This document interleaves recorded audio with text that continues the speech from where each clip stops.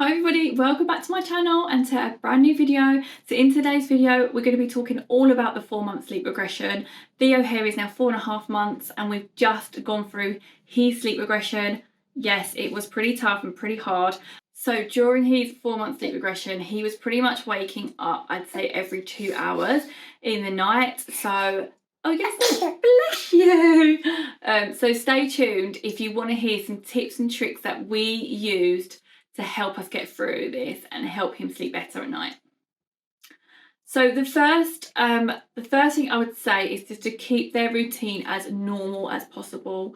So do the exact same things and get those sleepy cues in order, basically. So I would say definitely play. So the first one I would say is play white noise. So white noise really helps Theo sleep. He's kind of a bit of a sleeping cue for him as well. And also it just drowns out that kind of background noise. Like obviously we've got a toddler as well, so she is noisy. She's downstairs getting ready for bed herself, so whilst he's up, I bring him up first and get him ready for bed and put him down in our bedroom, and whilst we're doing that, you know, she's still downstairs, so the white noise just really sets the tone for the room for him and sort of knows that it's sleepy time as well. So also I would say make sure your room is very, very dark. Light can really affect them, especially now obviously the nights are getting lighter now, so it's getting lighter quite a lot later, especially if it's that time of the year. So as we're approaching summer, obviously the evenings are a lot brighter now, so definitely if you haven't got blinds or blackout curtains, or you can always get blackout, like stick up blinds for temporarily, put them up. So just make sure that your room is as dark as possible, because this really will help them sleep and stay asleep. Like it really does affect them if a bit of light comes into the room, so really do try and make the room as dark as possible. So their naps throughout the day, I am now stretching his a little bit longer, so 1.5 to 2 hours is his awake windows, and I find that this really helps him to nap better. Now that he's getting that little bit bigger, he can stay awake for that little bit longer, and that just means that when he's going down for a nap, he's definitely not fighting it. Like he's really ready for his nap. So as well, I can do actually a separate video on his sort of nap routine and his day routine, but at the moment he is having 3 naps a day, and that's kind of working out well for him, and then he goes to bed at 7 o'clock. Between 7:30, something like that, depending on how the naps of the day have gone. But by keeping the naps consistent and the same times roughly, that really does set a really good routine for them, and you know, throughout the day understanding when those naps happen for them. And it's just again, babies really like routine, and so having that structure in place, they're really gonna like that, and that will really help with the sleep regression as well. So also I would say having their bedtime routine in place, and do this exactly the same every day. So if you do bath time will actually really help your baby with settling them down, giving them that sleepy cue, as well. If you use any sort of products with sort of lavender in as well, obviously that's really nice and calming. So keep bath time really calm if you can. You can play some nice soft music in there or that sort of thing as well, but keep it really nice and calm in with the bath time, and it's something that they can enjoy. I know Theo really does enjoy his bath time, but it's a really good indicator for them again that bedtime, sleep time is coming. So bath time, and then you could move on as well to baby massage, and this is a really lovely thing to do with your baby as well, to sort of bond and connect with your baby more. But baby massage can be another really lovely one that will help again with this 4-month sleep regression. So just do this as part of your routine. So every night just do bath time, baby massage time, and then get them into their pajamas from there on.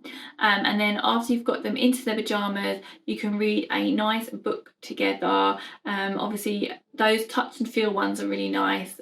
Theo started to like exploring the different textures on the book. That's Not My series, so I think we've got That's Not My Dinosaur and That's Not My Lion.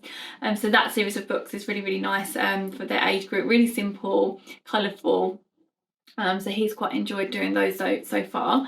And then get them into their sleep suit. So we're using a sleep suit now for Theo, as he has started to roll. So he's out of his swaddle and into sleep suit. And then give them their last feed, and then put them down sleepy but awake. And that is the kind of most important bit, really, that I would have to say, because they kind of need to teach themselves to put themselves to sleep. Obviously, the sleep regression is the fact that their sleep cycle is changing. So as they're newborns, they have 2 stages of sleep cycle, and then as adults we have 4, and they're actually changing from 2 to 4 like us, although the time is a little bit different and their cycles are a little bit shorter than ours still. So basically their cycles are changing, which means that once they awaken their cycle, they can't put themselves back to sleep. So they really do need to learn to be able to do that. So if you put them down in their crib or their cot, just do make sure that they are really, really dozy, but they are still awake, so that they can put themselves to sleep. And Theo's actually got really, really good at doing this now, and he'll go to sleep himself for his naps, and he'll go to sleep himself for his in the evening too. So yeah, that's really, really good one as well. Just to make sure that their nap times and their bedtime routines are really, really consistent.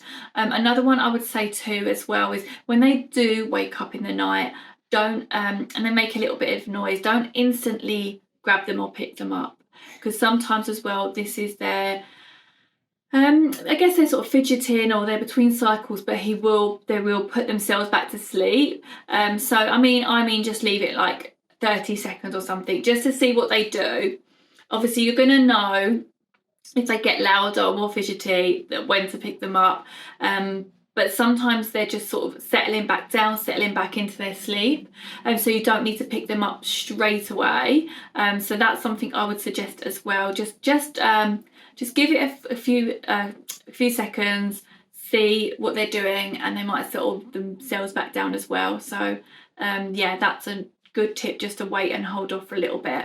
I would love to know in the comments below how your sleep regressions are going. If your babies are going through sleep regressions, what tips and tricks have you had, or things that you're doing that I've found helpful? Leave them in the comments below, and we can all read them and help each other out, because this is such a tricky time to go through. I would say it's been quite difficult for sure this time. So yeah, let's leave some comments below and help each other out as to what we're doing to help with the sleep regression. But those are my tips and tricks and things that we've been doing. Just to summarise, really, it's just to be consistent with nap times and bedtimes. Baby massage really help. Look for cues like this. So he's yawning here, so he's probably ready for another nap soon. So really don't miss those cues, and just get them on a really nice sort of schedule, and yeah, you'll get through it. We'll get to the other side of it. But yeah, I hope you found this video helpful, guys, and yeah, I'll see you in my next video. Please don't forget to like and subscribe to this video. I'd really absolutely love to have you on my channel. Thanks guys, and I'll see you in my next one. Bye.